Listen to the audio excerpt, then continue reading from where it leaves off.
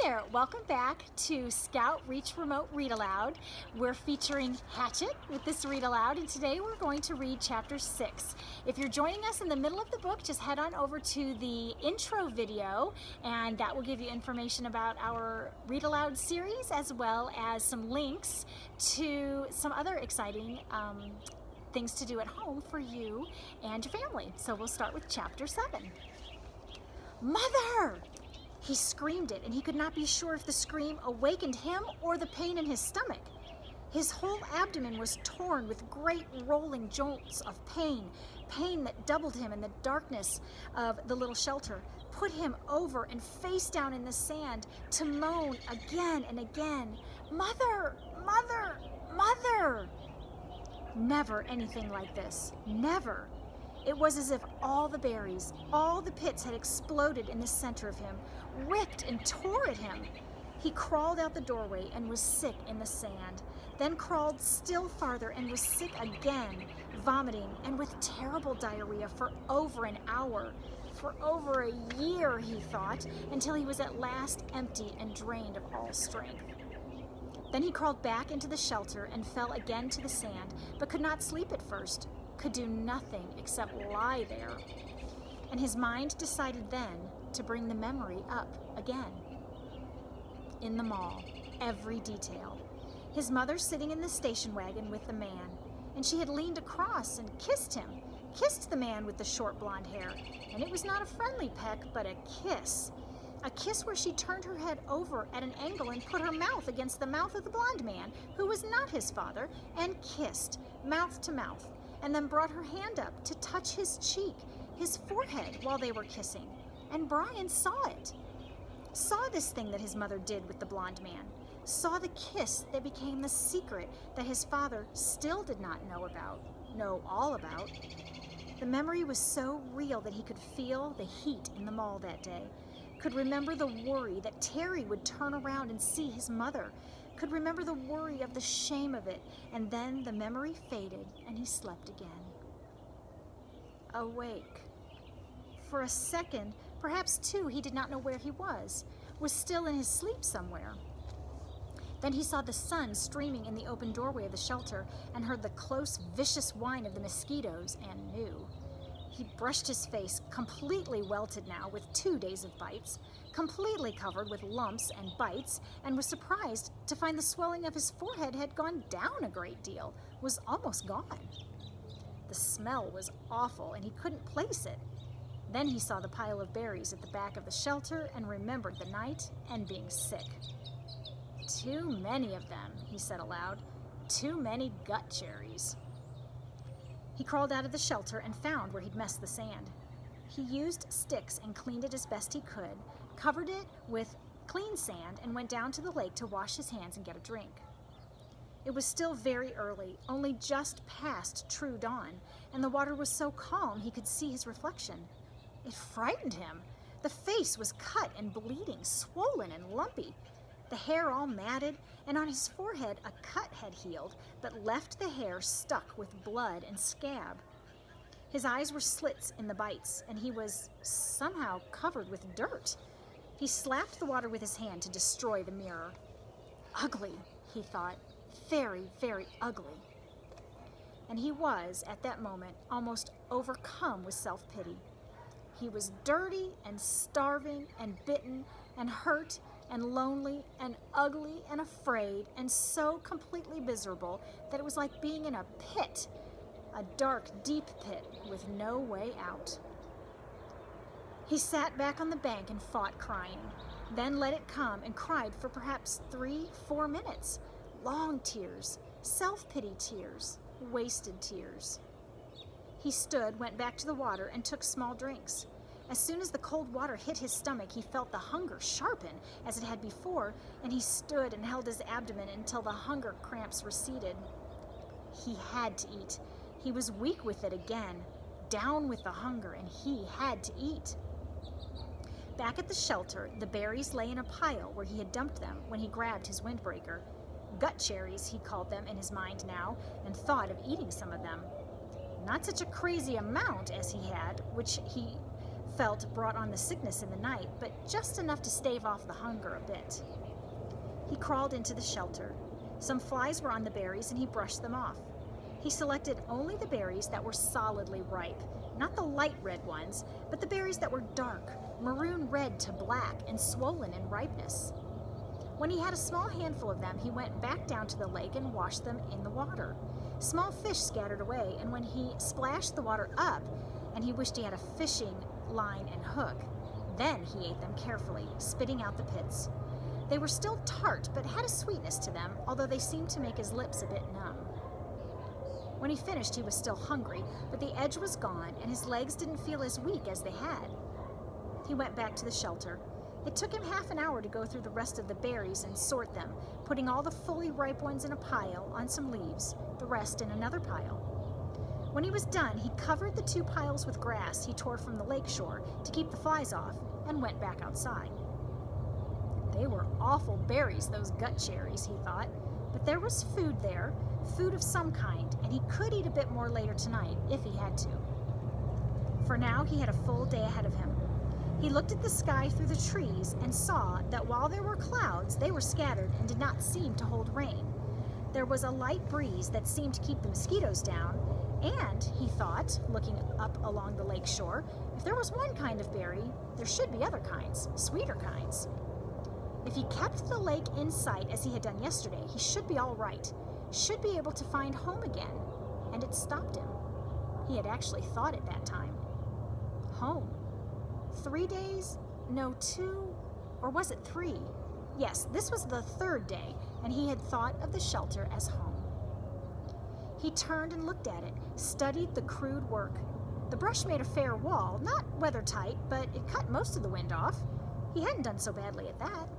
Maybe it wasn't much, but also, maybe it was all he had for a home. All right, he thought, so I'll call it home. He turned back and set off up the side of the lake, heading for the gut cherry bushes, his windbreaker bag in his hand. Things were bad, he thought, but maybe not that bad. Maybe he could find some better berries. When he came to the gut cherry bushes, he paused.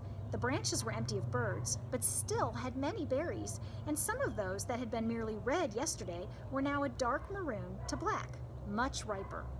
Maybe he should stay and pick them to save them. But in the explosion in the night was still much in his memory, and he decided to go on. Gut cherries were food, but tricky to eat. He needed something better. Another 100 yards up the shore, there was a place where the wind had torn another path. These must have been fierce winds, he thought, to tear places up like this, as they had the path he had found with the plane when he crashed. Here, the trees were not all the way down, but twisted and snapped off, halfway up from the ground, so their tops were all down and rotted and gone, leaving the snags poking into the sky like broken teeth. It made for tons of dead and dry wood, and he wished once more he could get a fire going.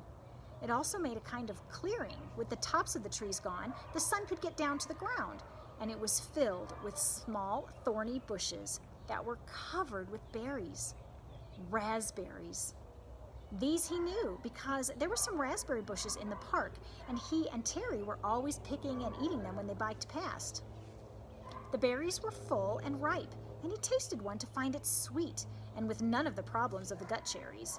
Although they did not grow in clusters, there were many of them, and they were easy to pick, and Brian smiled and started eating. Sweet juice, he thought. Oh, they were sweet, with just a tiny tang, and he picked and ate and picked and ate, and thought that he had never tasted anything this good. Soon, as before, his stomach was full, but now he had some sense, and he did not gorge or cram more down. Instead, he picked more and put them in the windbreaker, feeling the morning sun on his back and thinking he was rich. Rich with food now, just rich. And he heard a noise to his rear, a slight noise, and he turned and saw the bear. He could do nothing, think nothing. His tongue, stained with berry juice, stuck to the roof of his mouth, and he stared at the bear. It was black, with a cinnamon-colored nose, not 20 feet from him, and big. No, huge. It was all black fur and huge. He had seen one in the zoo in the city once, a black bear, but it had been from India or somewhere. This one was wild and much bigger than the one in the zoo, and it was right there. Right there! The sun caught the ends of the hairs along his back. Shining black and silky, the bear stood on its hind legs, half up, and studied Brian. Just studied him. Then lowered itself and moved slowly to the left, eating berries as it rolled along, whiffling and delicately using its mouth to lift each berry from the stem. And in seconds, it was gone. Gone, and Brian still had not moved. His tongue was stuck to the top of his mouth, the tip half out. His eyes were wide and his hands were reaching for a berry. Then he made a sound, a low It made no sense. It was just a sound of fear, of disbelief that something that large could have come so close to him without him knowing. It just walked up to him and could have eaten him, and he could have done nothing. Nothing. And when the sound was half done, a thing happened with his legs, a thing he had nothing to do with, and they were running in the opposite direction from the bear, back toward the shelter. He would have run all the way, in panic, but after he had gone perhaps 50 yards, his brain took over and slowed and finally stopped him.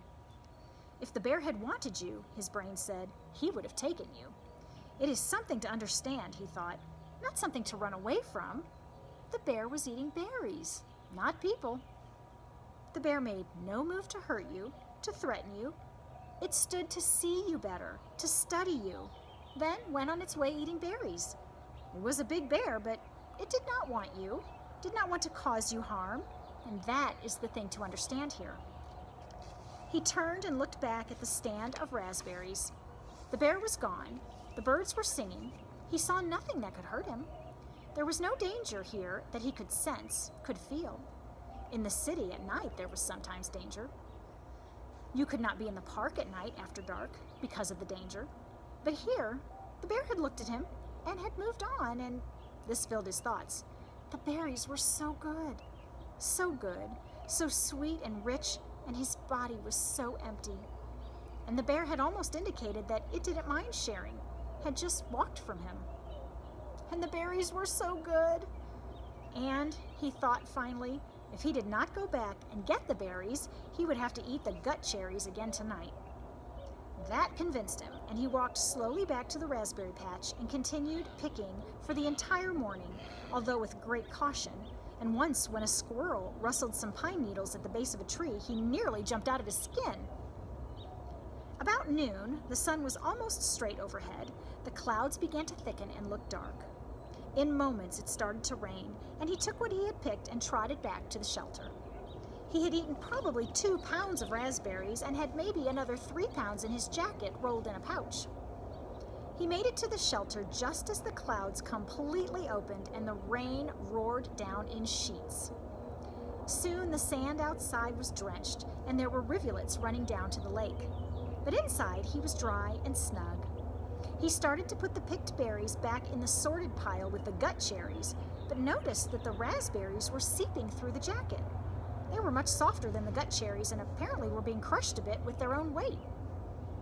When he held the jacket up and looked beneath it, he saw a stream of red liquid.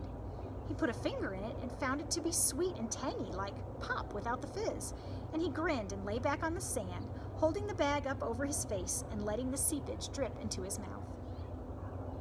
Outside, the rain poured down, but Brian lay back, drinking the syrup from the berries, dry and with the pain almost all gone, the stiffness also gone, his belly full, and a good taste in his mouth. For the first time since the crash, he was not thinking of himself, of his own life. Brian was wondering if the bear was as surprised as he to find another being in the berries.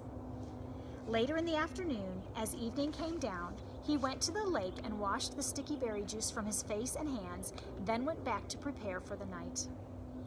While he had accepted and understood that the bear did not want to hurt him, it was still much in his thoughts, and as darkness came into the shelter, he took the hatchet out of his belt and put it by his head, his hand on the handle, as the day caught up with him, and he slept. Do you still have teddy bears? We still have teddy bears at our house. What can you do if you gather all of your teddy bears together? Can you make up a story for them? Can you arrange them in a fun way, maybe from largest to smallest, or arrange them by color? Whatever you do with your teddy bears, take a picture or go to our Facebook page and post that picture or tell us about it. We'd love to hear how you're enjoying the series. We'd love to see how you arrange your teddy bears. And until next time, have a great day.